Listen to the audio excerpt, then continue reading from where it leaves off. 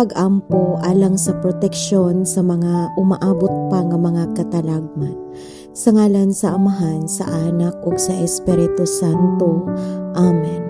Among langit nun ug mahigugmaon namong Amahan, nagpapasalamat kami nganha kanimo sa mga grasya nga imong gihatag kanamo matag adlaw.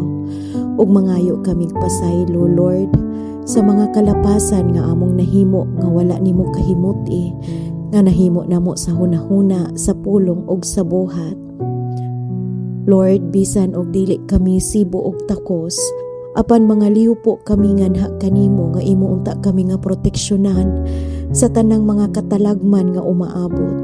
Panalipdan mo unta ang among mga mahal sa kinabuhi, ang among mga katanuman, ang among mga kahayupan, ang among mga panimalay, ang among mga tinanom nga ania sa among palibot, sa tanan namong mga panginabuhian. Lord, ubanan mo unta kami, proteksyonan mo unta kami, hinaot unta, Lord, nga dasigon mo pud unta ang among kasing-kasing sa pagpiko sa among mga tuhod, ilabi na sa pag-ampo sa alas 3 sa oras sa kaluwasan.